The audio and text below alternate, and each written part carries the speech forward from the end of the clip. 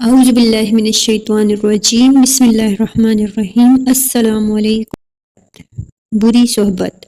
یہ کہانی دو بیٹوں اور ایک ماں کی ہے۔ زہرا قول اوان مظفر گڑھ۔ عامر ہمیشہ اپنی والدہ کی نصیحت ایک کان سے سن کر دوسرے کان سے نکال دیتا۔ سب گھر والے اس کی اس عادت سے بہت تنگ تھے۔ وہ گھر کی ساری جمع پونجی اپنے نشے کی بری عادت میں صرف کر دیتا۔ اس کا ایک ہی بھائی عمران تھا جو بہت محنتی تھا۔ عامر کے والد 3 سال پہلے وفات پا گئے تھے۔ ان کی وفات کے بعد عمران نے اپنی تعلیم ادھوری چھوڑ کر گھر کا حج سنبھال لیا۔ وہ صبح سویرے کام کی تلاش میں گھر سے نکل جاتا اور شام کو واپس لوٹ۔ لیکن عامر بری صحبت میں پڑ گیا اور اسے نشے کی لت پڑ گئی۔ اس کے گھر والوں نے اسے بہت سمجھایا لیکن اس کے کان پر جوں تک نہ ریندھی۔ اس کے دوست اسے اس کے گھر والوں کے خلاف ورغلاتے اور وہ ان کی باتوں میں آ جاتا۔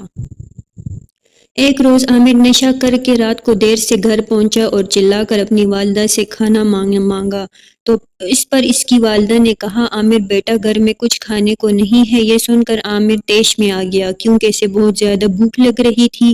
وہ چلا کر اپنی والدہ کو برا بھلا کہنے لگا۔ عمران نے اسے روکا مگر اس نے کسی ایک کی نہ سنی۔ اپنی والدہ یہ سب دیکھ کر بلک بلک کے رو رہی تھی۔ اگلی صبح ماں نے عامر سے کہا، پہلے کام کر، رقم لا، پھر گھر میں کھانا پکے گا۔ یہ سن کر عامر غصے میں آ کر وہاں سے باہر نکل گیا۔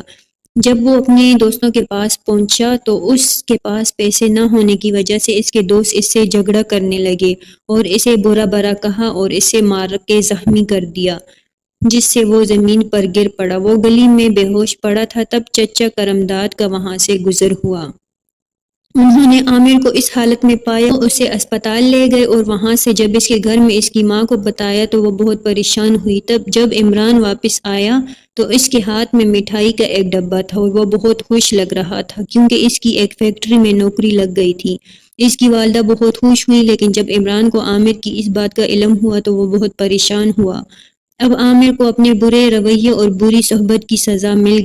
اب وہ بھی شرمندہ ہو گیا تھا۔ اس نے اپنی والدہ سے اپنے برے رویے اور بری صحبت کی معافی مانگی تو اس کی والدہ نے اسے معاف کر دیا۔ کچھ دن بعد عامر نے ایک سرکاری اسکول میں داخلہ لے لیا۔ اب عامر دل لگا کر پڑھائی کرنے لگا۔ وقت کے ساتھ ساتھ اس کے گھریلو حالات اچھے ہو گئے۔